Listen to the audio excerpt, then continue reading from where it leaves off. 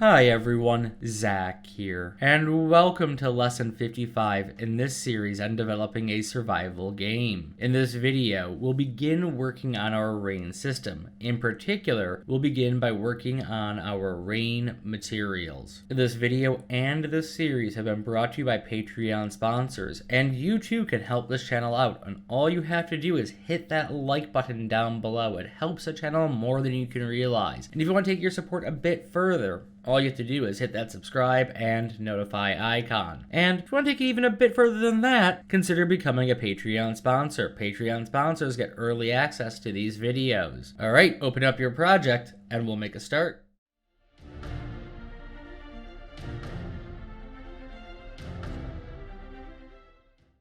Welcome back to the editor, everybody, and I've intentionally zoomed out so you can see that it is space. As one of my community members has pointed out to me, that the extra out there is our height fog. You can see our actual sort of space star cloud pattern down there. One thing that I forgot to do in the last video is to actually match our cloud size to our volumetric clouds here. And again, this is something that you could take care of with that tool that I keep mentioning that we're not going to use. So we have a sky atmosphere ground radius of 1,000. We will just copy that over into our planet radius under our clouds. And I'm going to move this also into sky. And then I'm going to go back through my cloud cover here, and don't worry, we will be getting rid of the default textures later on, and get confused because apparently I went too far and I'm now under the planet. I had the speed set really high, by the way. There we go. Let me just reset the speed back to the default of 4 and 1. And while that didn't change anything that we can see, it does just make the lighting work a bit better. And it does change the horizon a bit, but we're not going to notice that difference at this stage. So what we're going to do in this video, it's going to be a relatively short video, is we're going to set up some materials for our rain system. So what I'm going to do is I'm going to go to my materials folder, and in here I am going to create a new material called new folder called weather systems. We're going to have a few things in here like our clouds. In our weather system, I am going to create a subfolder called rain, because we're going to have, again, a few subfolders in here. And in here, we're going to create 3 materials. The first material we are going to create is our rain drop. So I'm going to do right click, materials, or I can just click here, materials, rain drop, and I'm going to go ahead and open that up. And as I do this, I realize there are some other steps that I skipped in the last video as well that we're going to want to go back and address, but I'll probably do that at a later point. All right, for our setup here, we want to change our blend type to translucent, and then we want to change our shading model to unlit, and we want this to be two-sided.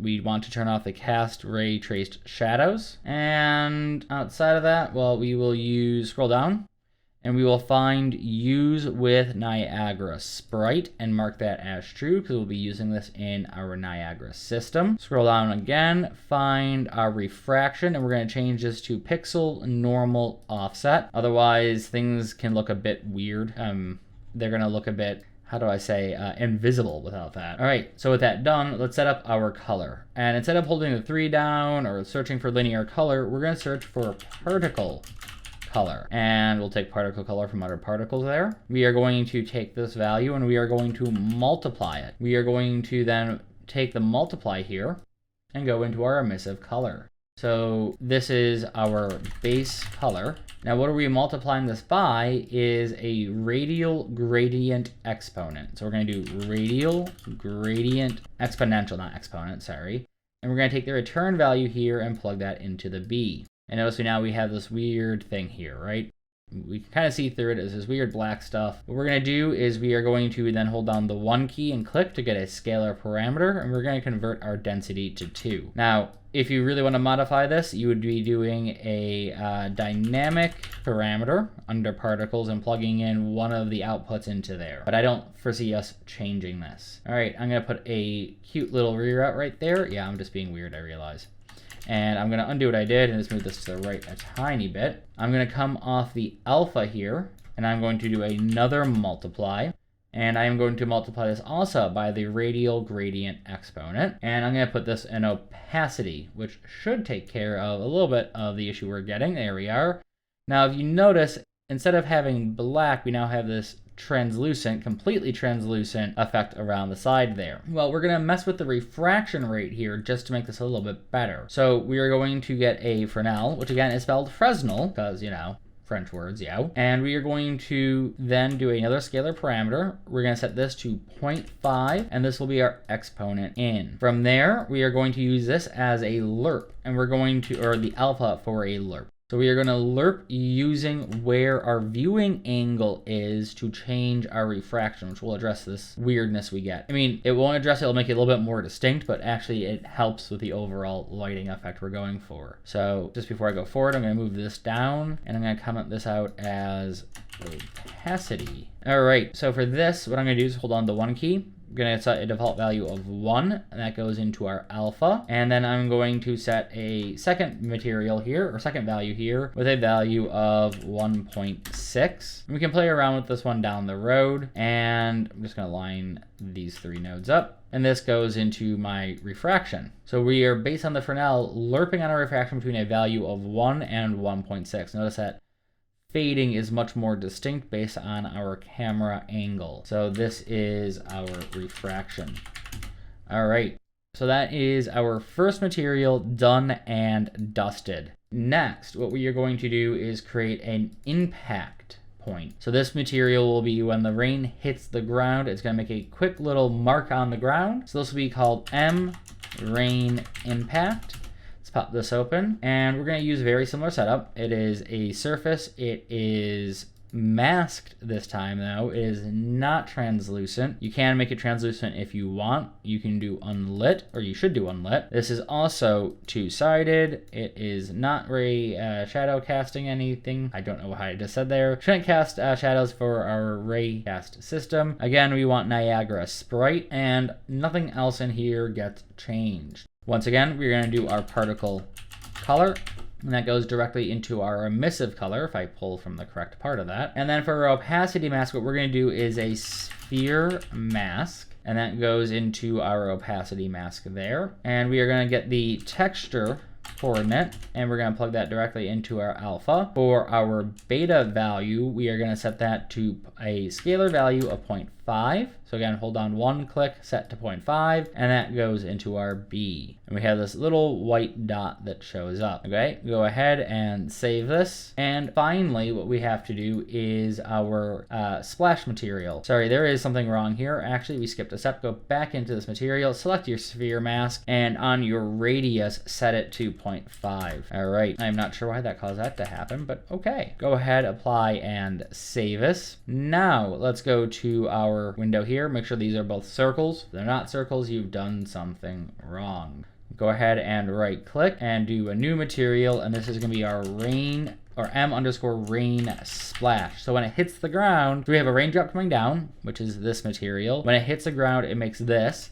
And as it makes this, it also creates a splash effect, which will be this material. And this one's going to be a little bit different than the others. It's going to be surface. It's going to be translucent. It's going to be a two-sided foliage. We will do, again, two-sided down here. These have to match. It is not casting a shadow for ray tracing purposes. Again, we are going to set this to work with Niagara Sprites because we need it to. And I'm just going to double check. We will be using our pixel normal offset. All right, so this is going to be very similar to our raindrop. We are going to do a particle color. We are going to go straight into color here, but we aren't going to do any multiplies, anything like that. We are going to get our radial gradient exponential. And this is going to go into our opacity and will partially affect our emissive. We'll take care of that in a moment. For our density, hold down 1, and it's going to be 0.5. Plug that into density, if I can get it to do what I want it to do. That would be lovely. Just going to tuck that under here for now. We are then going to hold down the 3 key, and I actually am going to convert this to a parameter just for ease, because this one we can change outside of our Niagara system if we want, if we use a instance, and we should. It will be called subsurf color for subsurface color, and I'm going to use a bluish color, and I'm just going to give you the hex linear code for this. So I'm just going to pop this open, and the hex linear code I am going to use is 8 Delta 0 Foxtrot Foxtrot Foxtrot. All right, so we get this nice little blue color. And I'm going to come off of this gradient exposure, wow. And I'm going to multiply. I'm going to duplicate with Control W that multiply node, and this is going to go straight into my A here. And I'm going to come off the RGB into our beta value. I'm going to hold down the 1 key here. Now, I could go in here and actually type in a value, but I think for tutorial purposes, having it outside, creating the extra node, showing you that I'm putting the value of 100 in and plugging it into there is a tiny bit more useful. And this is going to go into my emissive color. And notice as I do that, we have the sort of bluish tint to it in the background. Okay, that's because it's the emissive color. We are now going to also make this our subsurface color for it as well by putting a reroute in, which is optional, and going into our subsurface. So we now, when we have this, again, we have a little bit of a stronger sort of ghostly blue. We need to take care of refraction, just like we did for our raindrop. And the way we're going to do that, well, is we're going to go over to our raindrop, and we're going to copy these nodes and paste them in here. We are going to plug this into refraction, but we are going to change the values on this. This will be 1.53, and our exponential in will become 2, except for I just completely hit the wrong thing. This will be 2. There we go. And we now have our 3 materials for our system set up. So again, the way our rain system is going to work, and again, so we're not doing this in one video because the next bit is going to be a bit long, is we are going to have a raindrop come down from the sky. It hits the ground. So this comes down from the sky, hits the ground, makes an impact, and creates a splash effect. All right, that takes care of what we need to do to set up our rain system in this video. If you've enjoyed this video, make sure to hit the like button down below. In the next video, we'll be setting up our Niagara particle emitters to actually create our rain system. This video and this series have been brought to you by Patreon sponsors like 1Volt10, Connor, Rian, and Hanas. If you want a copy of this project, consider becoming a Patreon supporter. Patreon supporters at upper tiers get instant access to all ongoing projects on YouTube. At other tiers, Patreon supporters get access once the project has been completed on YouTube. All of that said, if you want to make sure you're here for that next video, hit the subscribe and notify icon. Also, make sure to fix your trees, which I have not done in this version yet. And now, all of that said, I look forward to seeing you in the next tutorial, and I hope that you have a wonderful day.